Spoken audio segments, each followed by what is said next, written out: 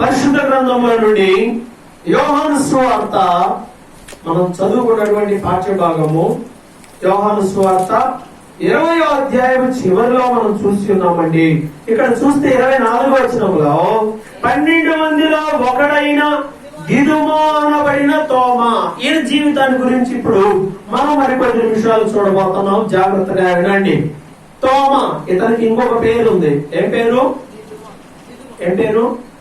దిదుమా. ఏం పేరు? దిదుమా అన్న తోమా అన్న ఒకడే. ఎవరితను? తోమా అంటే ఎవరు? యేసుక్రీస్తుకున్న శిష్యులు మొత్తం ఎంతమంది?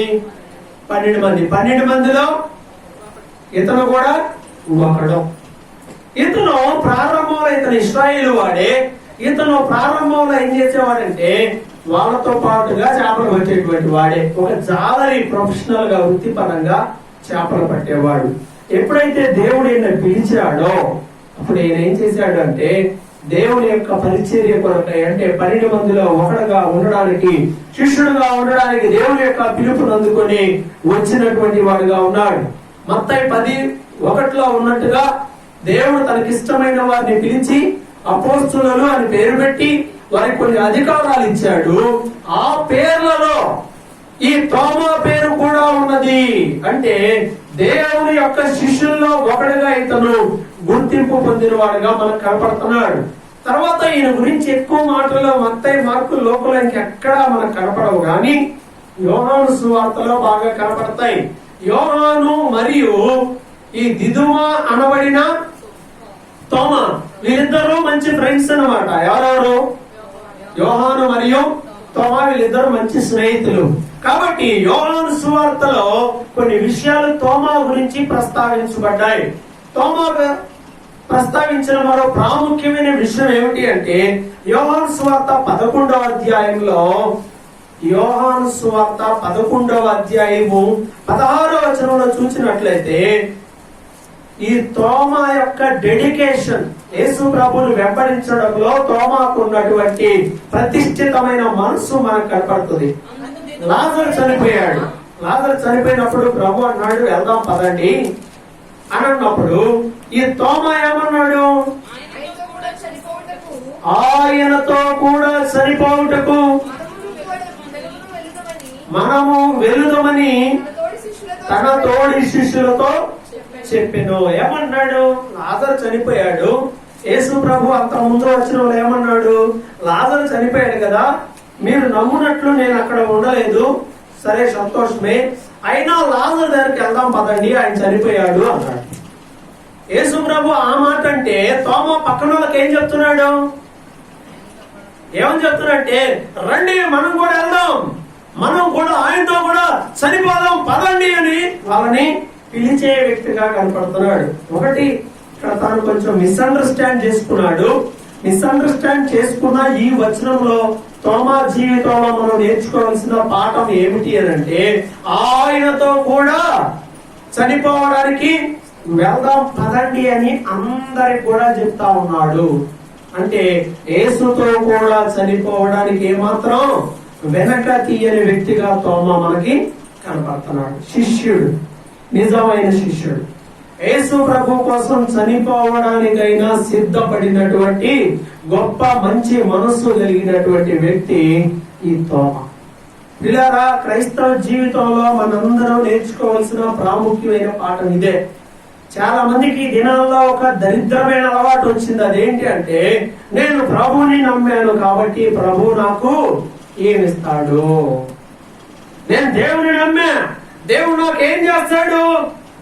ఏమండి, దేవుని నమ్మే నా అప్పులు ఇంకా తీరలేదండి, దేవుని నమ్మినా గానీ కోర్టులో కేసు అలాగే ఉండిపోయిందండి, నేను దేవుని నమ్మినా నా పొలం అంతే పండుతుందండి, నేను దేవుని నమ్మినా గానీ నాకున్న అనారోగ్యం ఏమాత్రం తగ్గలేదండి, నేను దేవుని నమ్మినా నాకు ఇంకా ఉద్యోగం రాలేదు, దేవుని నమ్మినా నాకు ఇంకా పెళ్లి కాలేదు, దేవుని నమ్మినా నాకు ఇంకా పిల్లలు పుట్టలేదు, ఎప్పటి ఇవేనా?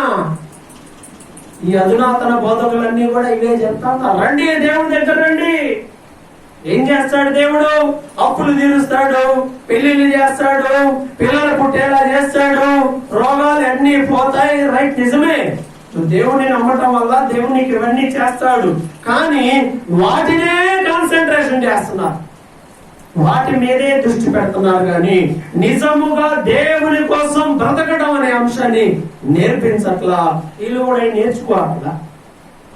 కానీ మనం నేర్చుకోవాల్సిన మొట్టమొదటి విషయం ఏంటి అంటే, మనం దేవుని కొరకు జీవించాలి. చనిపోవాలని దేవుడు ఏం కోరుకోవట్లా. ఆయన మన కొరకు చనిపోయి తిరిగి లేచాడు. మనం ఆయన కొరకు జీవించాలి.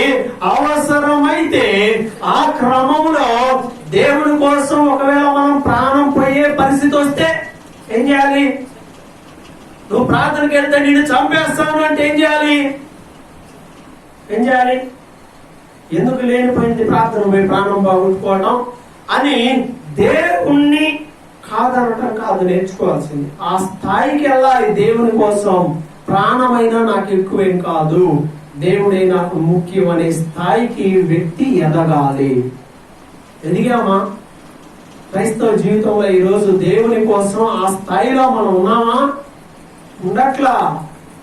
ప్రభు చెప్పాడు, ఎవడైనా నన్ను వెంబడించాలి అనుకుంటే తన ప్రాణమును సైతం ద్వేషించాలి అని చెప్పి. నీ ప్రాణం నీకు ప్రియమైనదిగా కనపడదు దేవుని కోసం. పౌలు గారు అదే అంటాడు. యెరూషలేము వెళ్ళేటప్పుడు ప్రవక్త చెప్తాడు, యెరూషలేము వెళ్తే నీకు ప్రాణహాని ఉంది అని. నువ్వు అక్కడికి వెళ్తే నీ ప్రాణం పోయిద్దంటే వెళ్తావా? వెళ్దాం. కానీ ఆయన చెప్తాడు కదా పౌలు గారు, నేను ఏ మాత్రము నా ప్రాణమును ప్రియమైన దానినిగా ఎంచుకొనటలేదు. ఆయన తన ప్రాణాన్ని ప్రేమించలా, దేవుని కోసం నిలబడ్డాడు. అందుకే చక్రవర్తిని చెప్పాడు. చక్రవర్తికి ఎవరు సువార్త చెప్పలా, పౌలు గారు వెళ్ళి చక్రవర్తి కూడా సువార్త చెప్పాడు. కాబట్టి తోమా జీవితంలో మనం నేర్చుకోవాల్సిన ప్రాముఖ్యమైన విషయం ఏమిటి అంటే, దేవుని కొరకు చనిపోవటానికైనా కూడా సిద్ధపాటు కలిగినటువంటి ఒక మంచి మనస్సు ఆయనలో ఉన్నది. మరి నీలో ఉందా? దేవుని కోసం ఏదైనా చేసే మంచి మనసు నీలో ఉంటే నీ కోసం కూడా దేవుడు ఏదైనా చేసే మనసును కలిగి ఉంటాడు. ఇది తోమాలో ఉన్న మంచి లక్షణం. రెండవది ఏమిటి అని అంటే, యోహాను సువార్త 14వ అధ్యాయంలో మనందరికీ తెలిసిన ఒక మంచి కొటేషన్ 6వ వచనంలో ఉంటది. ఏమని? నేనే మార్గము, నేనే సత్యము, నేనే జీవము. ఈ డైలాగ్ అసలు ఎక్కడి నుండి వచ్చింది? ఎలా వచ్చిందంటే, తోమా వేసిన ప్రశ్న వల్లే ఈ ఆన్సర్ వచ్చింది. తోమా అడుగుతున్నాడు ప్రభుని, ప్రభు అన్నాడు, వెళ్ళే సమయం అయింది, నేను వెళ్తున్నాను ఆ మార్గంలో, మీరు కూడా మార్గంలో వస్తారు అంటే, అప్పుడు అన్నాడు, ప్రభువా ఎక్కడికి వెళ్తున్నావు?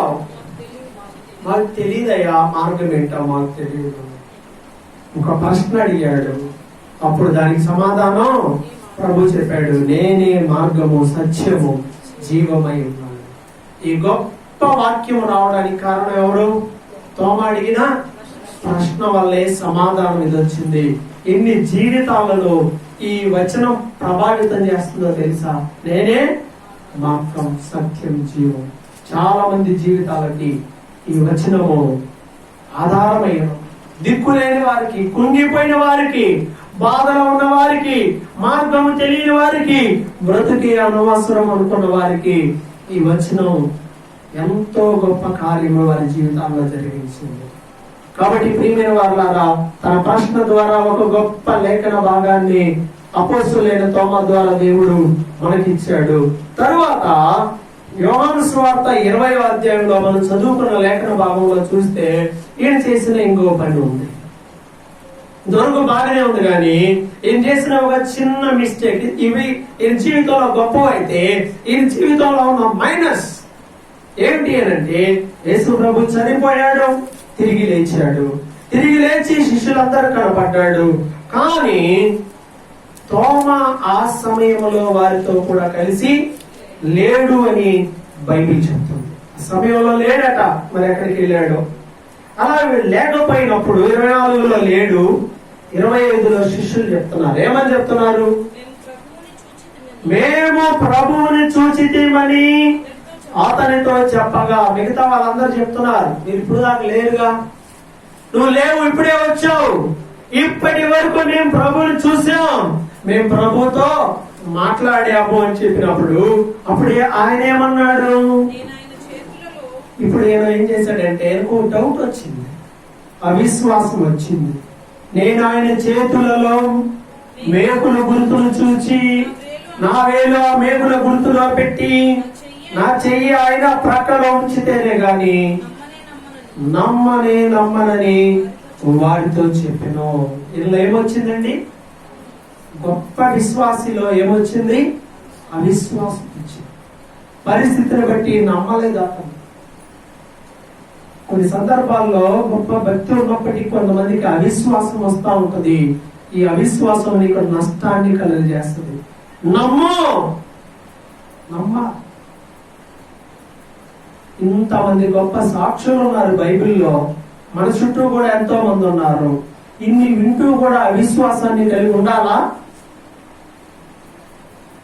ఒకటే గుర్తుపెట్టుకోండి, నువ్వు ఎంత నమ్ముతావో దేవుణ్ణి, నీ జీవితంలో దేవుడు అంత గొప్ప కార్యాలని చేస్తాడు. నమ్ముతాం మనం. సమస్య ఏంటంటే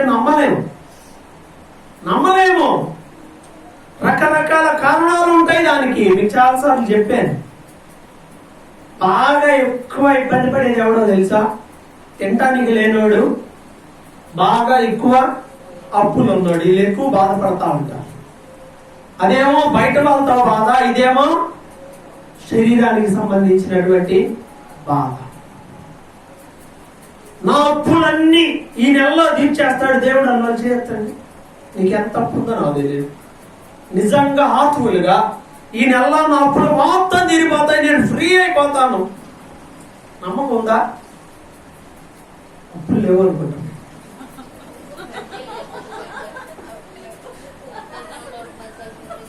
లేవు కదా? ఉన్నాయా? విశ్వాసమే లేదా? అయితే నమ్మాలి కదా. ఈ నెలలో నేను తీరిపోతాయని నమ్ముతున్నారా?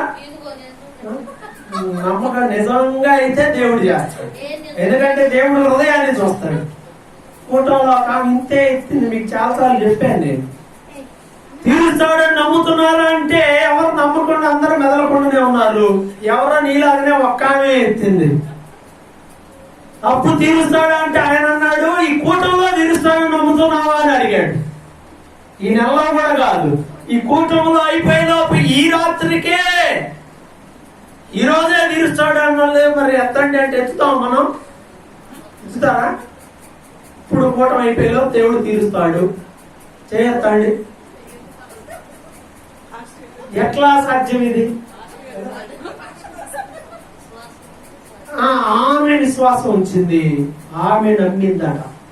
ఆమె నమ్మింది. ఒక్కటే నమ్మింది. ఎవ్వరు ఎత్తలా. ఒక్కటే మొత్తానికి ఇచ్చింది. నేను నమ్ముతున్నానయ్యా. ఆ పాస్టర్ గారు వెంటనే పిలిచి, ఎంత ఉందమ్మా అప్పు? 5 లక్షలు అప్పు ఉందయ్యా. వెంటనే చెక్ ఇచ్చేసాడంట. 5 లక్షలు ఇచ్చేసి పోనీ అప్పు తీర్చబడింది. ఆమె తిండి నమ్మకంగా, ఇతని దగ్గర చేయగలిగిన సామర్థ్యం ఉంది, దేవుని యొక్క ప్రేరణ ఉంది, మొత్తానికి గొప్ప కార్యం జరిగింది. అంతే. నమ్మకం, విశ్వాసం. పాస్టర్ గారు తీరుస్తాడనో, లేకపోతే సంఘంలో ఎవరన్నా ధనవంతులు తీరుస్తారన్న నమ్మకం కాదు అక్కడ. ఆమె ఎవరు నమ్మింది? దేవుని నమ్మింది. దేవుని కార్యాలు జరిగించాడు. కాబట్టి విశ్వాసము ఇదే నీ జీవితంలో గొప్ప విజయాన్ని ఇస్తుంది. యోహాను అందుకే అంటాడు, లోకమును జయించిన విజయము మన విశ్వాసమే. నమ్ముతున్నారా? నేను నమ్ముతున్నాను. మీ అందరికన్నా నా దగ్గర ఎక్కువ అప్పు ఉంది. నేను తీర్చాల్సిన అప్పులు చాలా ఉన్నాయి. కానీ నేను నమ్ముతా ఉన్నా. నాకు కూడా చాలా ఇబ్బందిగా, బాధగా అనిపిస్తా ఉంటది. ఆ సమయంలో ప్రభు సన్నిధికి వెళ్ళి ప్రార్థన చేస్తాం. ఈ అప్పు తీర్చబడాలంటే మామూలు జీతాలు సరిపోవు.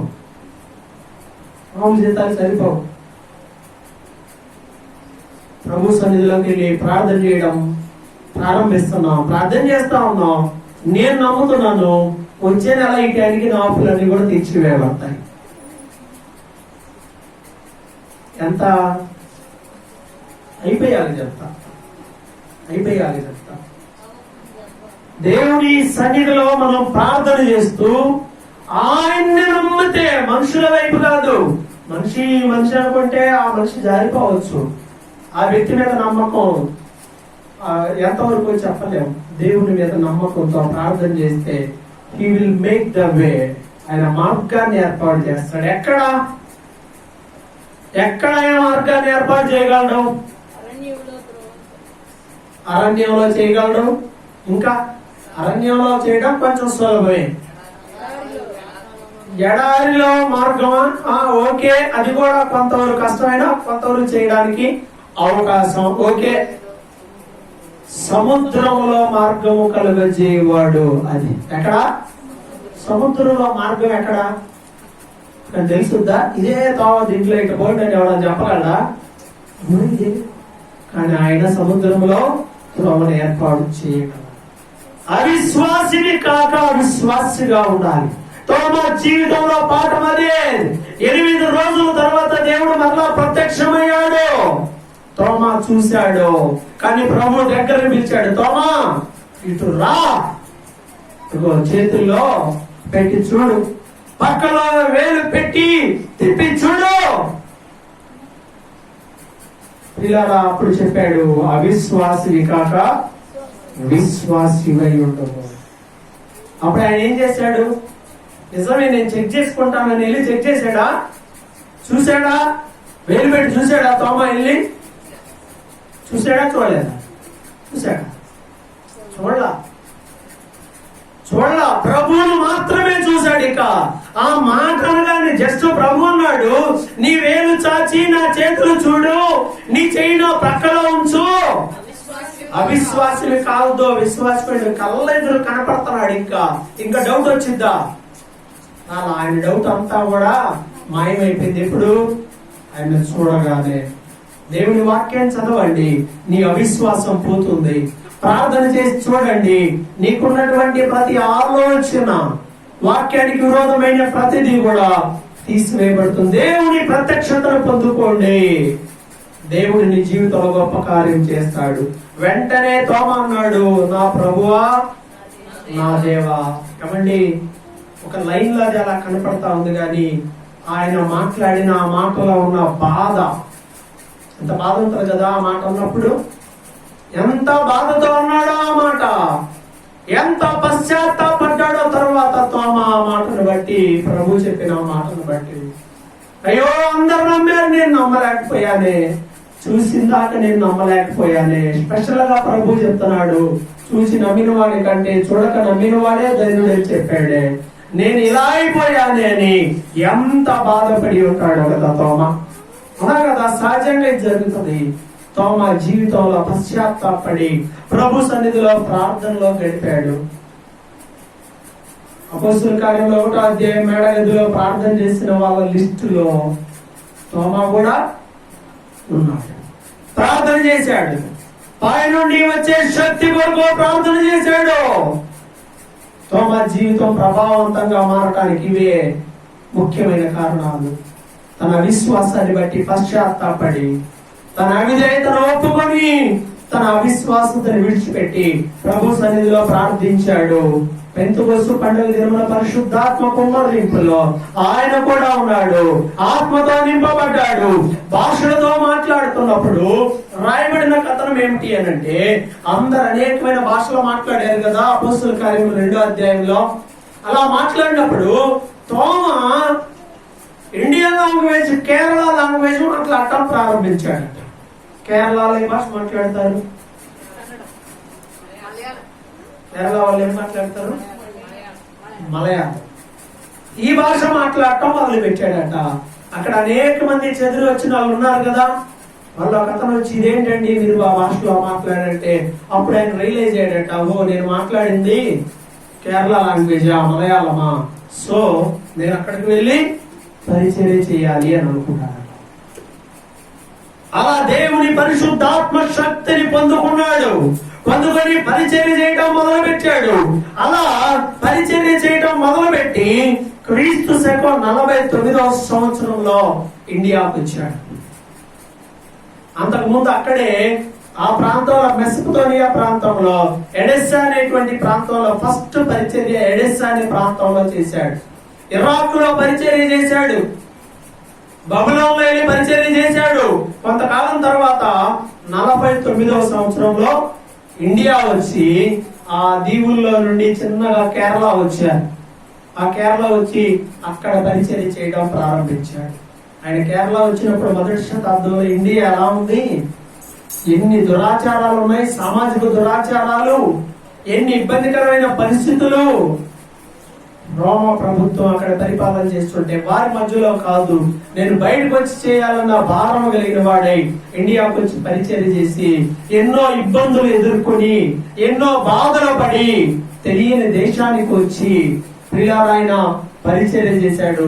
ఆయన వచ్చినప్పుడు పంజాబ్ ఈరోజు కూడా మన ఇండియాలో పంజాబ్ ఉంది. గాంధార్ అనేటువంటి ప్రాంతం, అది ఇండియాకి పాకిస్తాన్కి లింకుగా ఉంటుంది. అది ఆ ప్రాంతంలో గాంధార్ అనేటువంటి ప్రాంతంలో అక్కడ ఒక రాజు కుమారుడు ఉన్నాడు, యువరాజు.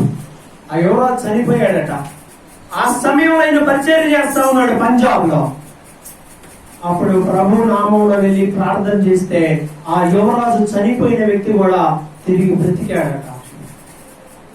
ఆ విధంగా ప్రభు చేత ఎన్నో గొప్ప కార్యములు ప్రభు వల్ల చేసి కేరళలోనికి వచ్చి అక్కడ కూడా గొప్ప కార్యాలు చేస్తే అప్పుడు కేరళని పాండ్యులు పరిపాలన చేస్తున్నారు. ఎవరు? పాండ్యులు రాజులు. వాళ్ళు పాండ్య రాజులు పరిపాలన చేస్తున్నప్పుడు ఆ పాండ్యుల్లో ఉన్న ఒక రాజు కూడా క్రైస్తవుడు అయిపోయాడు తోమా చేసినటువంటి పరిచర్యను బట్టి. అలా కొంతకాలం అక్కడ పరిచర్య చేసి 7 సంఘాలను ఆ ప్రాంతంలో స్థాపించాడు. కేరళలో 7 సంఘాలను స్థాపించి అక్కడ కొంతమందికి ఆ సంఘాలను అప్పగించి మరలా తిరిగి మెడ్రాస్ వచ్చాడు. మెడ్రాస్ వచ్చి అక్కడ పరిచర్య చేయడం ప్రారంభించాడు. అప్పుడు ఈ మెడ్రాస్ ఇంత డెవలప్మెంట్ ఏమీ లేదు. 2000 సంవత్సరాల క్రితం ఏముంటది అక్కడ? అక్కడ కూడా వచ్చి ఓ కొండను ఆయన ఏర్పాటు చేసుకున్నాడు. ఆ కొండ మీద చిన్నాములైనటువంటి ఒక కొండ, ఈ రోజు కూడా కొండ ఉంది. ఆ కొండను తన పరిచర్య కొరకు ఒక మంచి స్థలంగా గుర్తించి పగలంతా అక్కడ వాక్యం చెప్పేవాడు. రాత్రి అక్కడే ఒక చిన్న గుహ ఉండేది, ఆ గుహలోకి వెళ్ళిపోయేవాడు. అక్కడ ప్రార్థన చేసుకుంటా ఉండేవాడు. అప్పట్లోనే వేల మంది వచ్చి ఆ సెయింట్ తోమా చెప్పినటువంటి ఆ మాటలు విని అనేక మంది మారు మనసు పొందారు. చాలా మంది మారు మనసు పొందారు. ఎంతో ప్రభావవంతమైన పరిచర్య చేశాడండి ఆయన. అలా పరిచర్య చేసినప్పుడు అక్కడ ఏం జరిగిందంటే మైలాపూర్ ప్రాంతం, అంటే అక్కడ ఉన్నటువంటి మైలాపూర్, ఇప్పుడు మనం మెడ్రాసు చెన్నై ఇలా అంటున్నాం, అప్పుడు అది మైలాపూర్. ఆ మైలాపూర్ ప్రాంతంలో అక్కడ ఉన్నటువంటి గుడిలో ఉన్న పూజారులకు కోపం వచ్చింది. ఎందుకంటే అందరూ ఇటు వెళ్లాల్సిన వాళ్ళంతా ఇటు వచ్చేస్తున్నారు. గొప్ప అద్భుత కార్యాలు జరుగుతున్నాయి, దేవుడు గొప్ప స్వస్థతలు చేస్తున్నాడు, మనుషుల్లో మారు మనసు వస్తుంది. ఎంత మంది మారు మనసు పొందారు. కేరళ చూడండి, ఈ రోజు కూడా భారతదేశంలో ఒక క్రైస్తవ రాష్ట్రం ఏదైనా